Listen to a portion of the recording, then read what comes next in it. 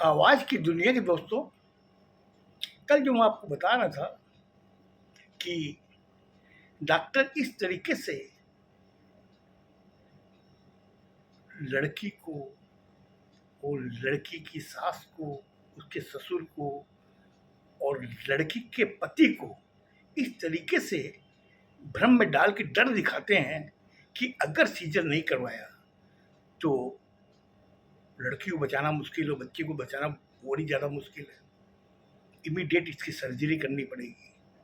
हमें लगता है कि ये नसों में फंस गया बच्चा, पेट की जो लड़की की नसें होती है उसमें फंस गया है, इसलिए सांस नहीं आ रही, सुनाई दे रही है हम लोगों को। और वो लोग क्या करें? वो बोलते हैं डॉक्टर साहब इसको बचाइए, आप जो भी होगा हम लोग देखेंगे, लेकिन इनको बचा लीजिए आप। और इस तरीके से ये परमिशन देते हैं और वो अपना 3-4 डॉक्टर की टीम आती है, आकर के उसको उस हिसाब से करती है। और करने के बाद करीब 1 घंटा बाद में कहते हैं कि साहब बच्चा हो गया है। और ये लोग सब खुश होते हैं कि चलो बच्चा और लड़की कैसी है, दोनों ठीक है, बहू और बच्चा दोनों ही सही हैं, कोई असुविधा नहीं है। अब एक काम कीजिए, 1-2 दिन यहाँ रखेंगे ऑब्जर्वेशन के लिए, उसके बाद में आप अपने घर ले जाइएगा। 2 दिन बाद भी जो पहुँचते घर ले जाने के लिए, तो डॉक्टर कहता अपनी फीस आप भर दीजिए काउंटर पर। काउंटर पे जब जाते हैं कि कितना हुआ, तो बताते हैं कि 62,000 रुपये हुए हैं। हॉस्पिटल की बेड का चार्ज, डॉक्टर्स का चार्ज, मेडिसिन का चार्ज और आया का नर्स का चार्ज, सब मिलाकर 62,000 रुपये होते हैं। वो उनको पेमेंट करना पड़ता है। ये जो आज जो कुरीतियाँ चली है, उसमें वो इंसान की कीमत नहीं समझते, वो खाली रुपए की कीमत समझते हैं। इसको क्या तकलीफ हो रही नहीं हो रही उनको कोई मतलब नहीं है, उन्हें मतलब सिर्फ है तो खाली पैसों से। अब जबकि पहले जो होता था वो एक दाई आके करवाती थी, नॉर्मल डिलीवरी करवाती थी, कोई तरीके की कॉम्प्लिकेशन नहीं होती थी। अभी एक सीजर के लिए 4 डॉक्टर को बुलाया जाता है, नाना रकम के टेस्ट होते हैं, उसके बाद सर्जरी करते हैं। अब सोचिए, ये कुरीतियां जब घुसी ना, घुसने का मेन कारण है लोभ, लालच, कि ये जब आ गया पेशेंट, इसको कैसे निचोड़ना है ये डॉक्टरों की समझ में आता है। क्योंकि हम लोग समझते हैं कि डॉक्टर भगवान होते हैं, लेकिन वो भगवान नहीं है, ये भगवान के रूप में एक शैतान है।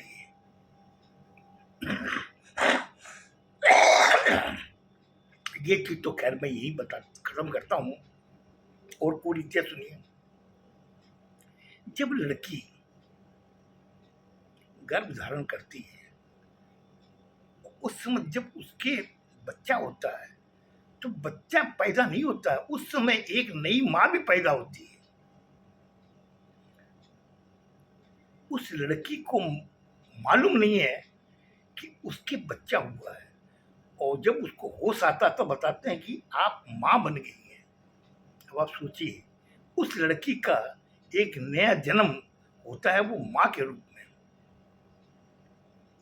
पहले इस चीज को लोग बहुत महत्व देते थे, लेकिन आज आप जाकर डॉक्टर से बोलिए और डॉक्टर बोलेंगे बोले ठीक है, हो जाएगा, कोई सुविधा नहीं है, अगर कोई कॉम्प्लिकेशन होगी तो हम लोग सीजर कर देंगे। देखिए, ये कुरीतियां जो अब जो चली है ना, ये इंसान को कहां से कहां ले गई है। खैर, ये समाज की कुछ कुछ कुरीतियां हैं, और हम लोग इस चीज को समझते हैं कि हम लोग एडवांस हो गए। एडवांस नहीं हुए हैं, इसके पहले जो एडवांस थे ना, उसका तो कोई मुकाबला ही नहीं कर सकते।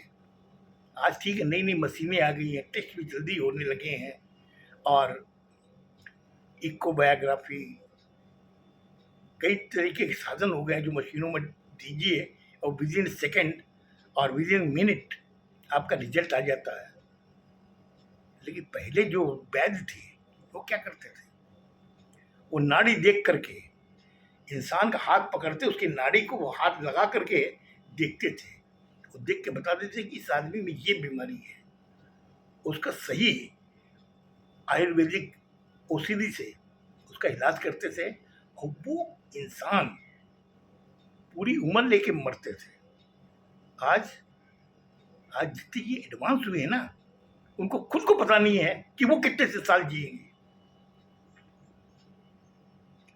एक 19 साल के बच्चे के हार्ट अटैक हो जाता है, साइलेंट हार्ट फेल हो जाता है, और रात में सोया सोया रहता, सुबह जब आदमी उठता है तो पता चलता है कि ये तो रात में मर गया, साइलेंट हार्ट अटैक आया, उसके अंदर खत्म हो गया।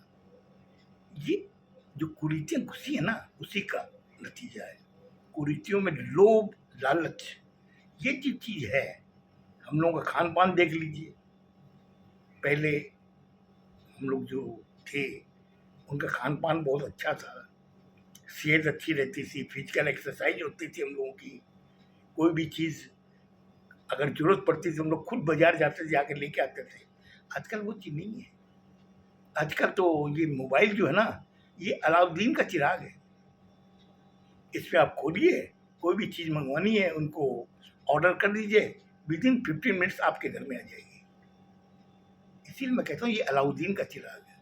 अरे बहुत अच्छी बात है, इसको यूटिलाइज करो, मगर साथ में आप आइडल मत बनो, आप आलसी मत बनो। आलसी जो बनोगे ना वो आपके भविष्य के लिए खराब है। खैर जो भी है, हमने वो भी जमाना देखा है और ये भी हम देख रहे हैं। हमें उसकी और इसकी तुलना करने में बड़ा आनंद आता है कि वो क्या दिन थे, वो आज क्या दिन है। खैर जो भी है, मैं ये कहता हूं कि अच्छे हैं, वो दिन भी अच्छे थे और आज के दिन भी अच्छे हैं, लेकिन उसकी तुलना करना बहुत जरूरी है, क्योंकि हम लोग इंसान हैं, ह्यूमन बीइंग है। हम लोग को ये देख समझना पड़ेगा कि वो जमाना क्या था और आज का जमाना क्या है। और ये चीजें मैं आप पे छोड़ता हूँ, जो मेरे वीडियो देख रहे हैं उन पे छोड़ता हूँ कि आप लोग सोचो समझो। हम बदल नहीं सकते, लेकिन नई शुरुआत कर सकते हैं। सुबह 5 बजे उठो आप, और रात को 9:30 बजे सो। देखिए आपका शरीर कितना अच्छा रहेगा, कितना तरोताजा रहेगा। अगर आप टाइम पे खाना खाओगे और टाइम पे सोओगे, आपकी सेहत एकदम ठीक रहेगी। ये मैं खुद अनुभव करता हूँ, जो मुझे मालूम है। जो कुछ भी है, हमारे ये जो बच्चे हैं ये मेरा काफ़ी ख्याल रखते हैं, ये मेरे पे कोई तरीके का एक्स्ट्रा बर्डन नहीं डालते। मैं जो कर रहा हूँ वो उस चीज़ को अपना सम्मान समझते हैं। ठीक 7:30 बजे मेरे पास में खाना आ जाता है, सुबह ठीक 9:30 बजे मेरे टेबल पे नाश्ता आ जाता है। नाश्ता भरपेट करता हूँ, करने के बाद के अंदर दिन भर 1-2 चाय पीता हूँ, रात को 3 फुलके खाता हूँ और ग्रीन सब्जी वेजिटेबल खाता हूँ। यही मेरी दिनचर्या है,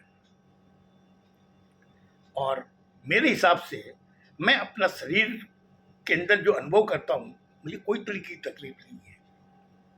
जैसे सुबह ये 5 बजे उठ कर जब मैं प्राणायाम करता हूँ, सारा दिन मेरे एक एक्स्ट्रा एनर्जी आती रहती है। मुझे ये महसूस ही नहीं होता है कि मैं बुढ़ा हो गया हूँ। और जबकि जो मेरा वीडियो देखते हैं वो देख के सोचते हैं कि वाकई ये तो बुढ़ा हो गया। अरे मैं बुढ़ा हो गया हूँ, लेकिन बुढ़ा शब्द जो है ना, ये भी हमारे बुजुर्गों का चलाया हुआ।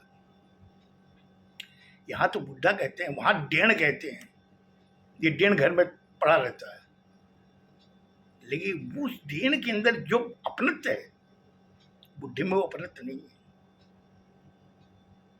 क्योंकि हम लोग की उस चीज को समझते हैं कि वाकई हमारी उम्र हो गई है, अब तो नीचे का तो कोई रास्ता है नहीं, ऊपर का ही रास्ता है।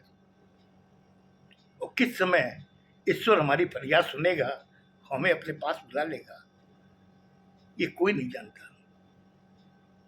क्योंकि एक फिल्म मैंने देखी थी, आनंद। उस आनंद के अंदर जो मेन कैरेक्टर था आनंद का, उसने एक जो चीज कही थी वो अभी भी मेरे दिमाग में सराउंडिंग करती है कि ये जीवन है ना, एक स्टेज है। इस स्टेज पर हर इंसान अपनी अपनी कला दिखाता है, और इस सबकी बागडोर उस ऊपर वाले के हाथ में है। कौन कब किस समय उठेगा कोई नहीं जानता, ऊपर वाले को मालूम है। कब किसकी डोर खींचेगा कोई नहीं जानता।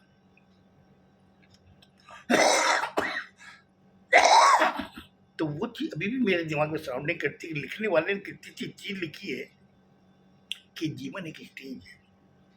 स्टेज में जितने भी लोग हैं सब अपना पार्ट निभा रहे हैं, और सबकी बागडोर ऊपर वाले के हाथ में है। सोचिए, वो कब किसकी डोर वो खींचेगा किसी को नहीं पता। खैर, आज जो मैंने आपका टाइम लिया, लेकिन मेरी आपसे एक प्रार्थना है, जो भी लोग मेरा वीडियो देखें उसे लाइक अवश्य करें। आप जब लाइक करोगे ना तो मुझे अच्छा लगेगा, मैं सोचूंगा कि आप लोगों ने देखा है। आप देख करके उसको बंद कर देते हो ना, तो मुझे पता नहीं चलता है कि आप उसको देखे हो या नहीं देखे हो।